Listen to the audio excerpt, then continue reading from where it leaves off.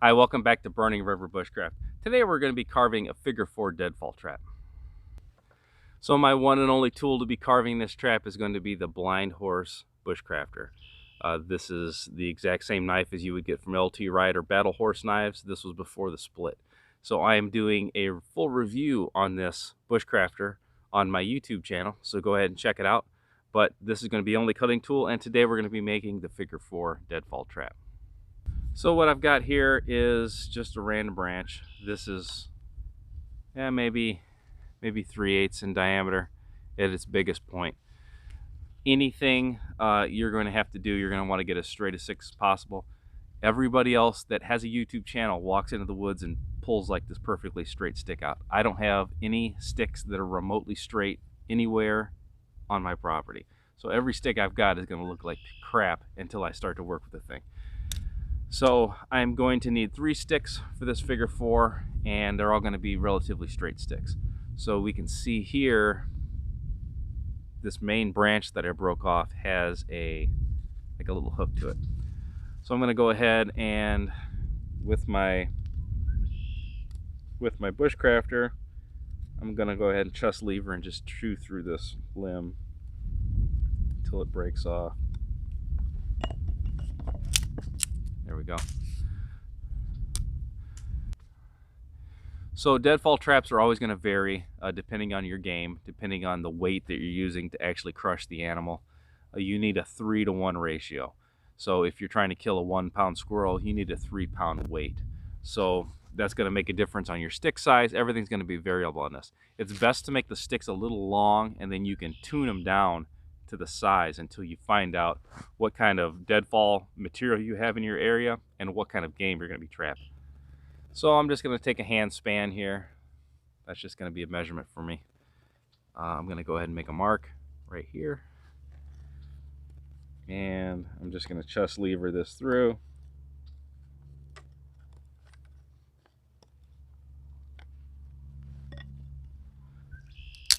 And then the stick will crack right off. Now just looking at this stick here, I need straight here, so this is all going to get cut off.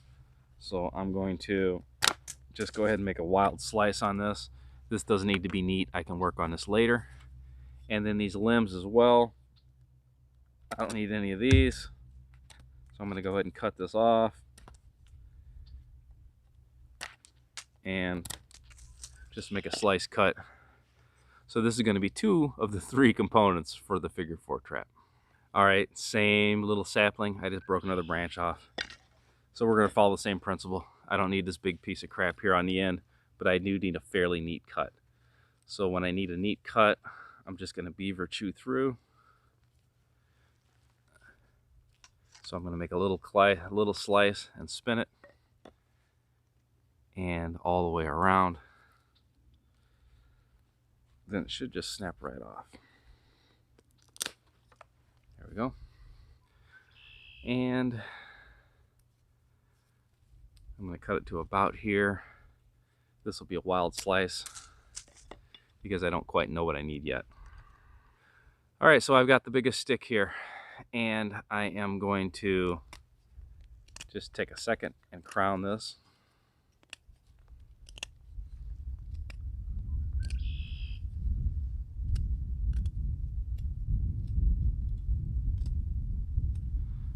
I want this kind of a dull point. I do not want a stake point where it's going to be driven down to the ground.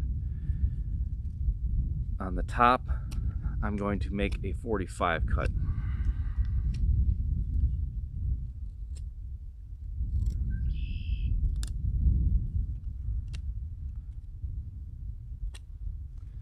There we go. So about like that. We can tune this all up later. Alright, so what I'm going to do now is I'm going to mate these 2 sticks together. So I don't want to make my cut on the very end because there's just not going to be enough meat there. So I want to come in less than a 1/2 inch, but maybe 3/8 or so. So I'm just going to wiggle the blade in, make a plunge cut, and end up with a 7-notch. That's why I'm such a fan of tri-sticks, It's a good way to practice all these notches. But you can make tri-sticks all day. If you can't turn them into traps, it really does you no good. Okay. So this is not quite exactly like I want it. I'm going to go ahead and flatten this off.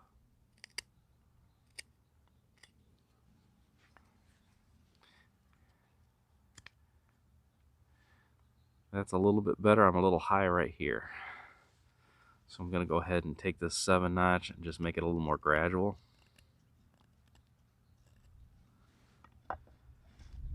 And I'm going to test fit it. That's pretty good. All right, so here you can see this is our main upright with our 45. I've got my 7-notch fit to here. And at this point, I'm going to make a 45. So I'm just going to come from the bottom and nip this off. So to keep the orientation the same, I'm going to have my 7-notch up. So my 7 notches at 12 o'clock, and I'm just going to go 45 this. Give myself a nice little slant. All right, so this is my last stick. This is the bait stick. I'm going to clean this end up here.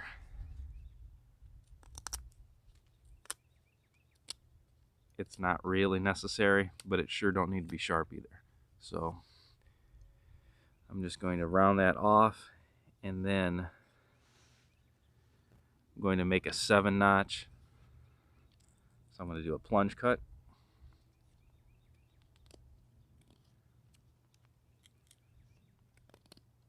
And bring it in. So there's the plunge cut.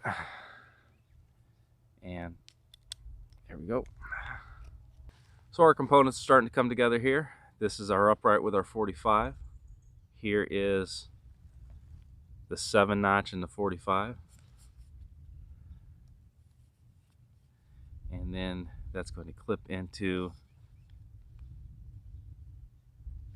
the trigger stick. All right, so now you're going to hold this together and see where everything lines up. You want to look like a 4. That is why it's called a figure 4. You want to keep this about a 45-degree angle. So you can see this is wrong, this is wrong. So about like this. So you can get this thing mocked up with your finger, kind of like I've got here. My hand is simulating the weight that's going to be holding this together. And I'm going to hold this cross stick in place with my hand. Okay, now that I've got that done, I'm going to go ahead and mark it. So I've just got the tiniest green mark there, you can see. And I'm going to make another 7-notch right here. Okay, so we're almost there. What you've got to do now is see where your 4 is going to fit. And from this point down, you're going to want to make a flat.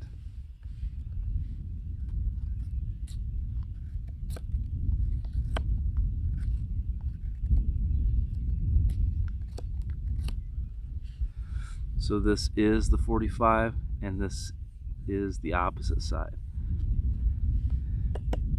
Now, I'm going to go 90 degrees on the stick, and I'm going to have a nice sharp corner.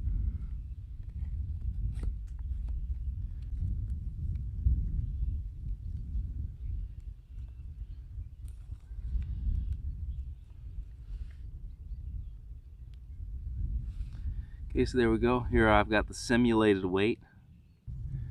All right, so we've got everything carved out right now, and it is functional. So if I simulate the weight with my hand,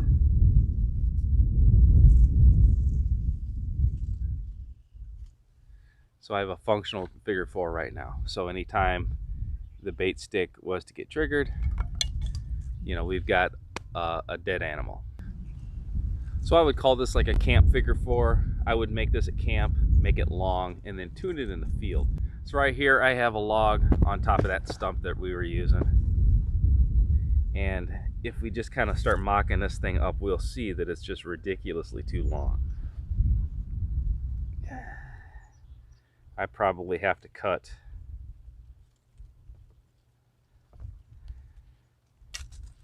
I can probably cut a good 4 inches off that. I'm going to go ahead and do that now.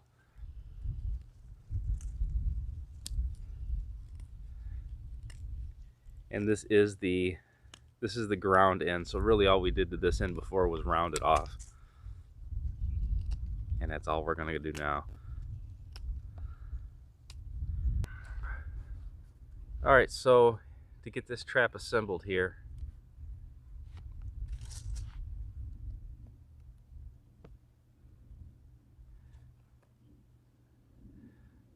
I got the first 2 components, and then here's the bait stick. Now, because I had to trim the upright, I should probably have to trim the bait stick too, which I do. I'm going to go ahead and take about 4 inches off this as well. Alright, so I've actually got a hickory nut here. I'm going to set the base of the figure 4 in a hickory nut. What that's going to do is going to give it more surface area so it doesn't just dig right down into the ground. I'm going to set this with the 45 facing out.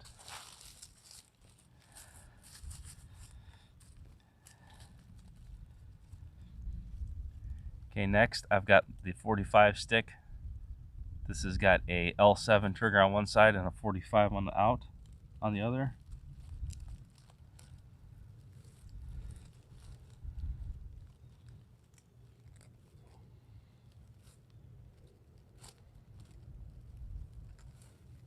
Okay.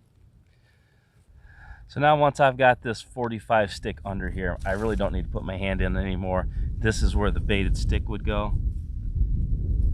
And I'm just going to put my notch in, push it up until I get past the upright, and there we go. That's a set figure 4. Now when an animal comes back and hits the trigger bar, we've got food.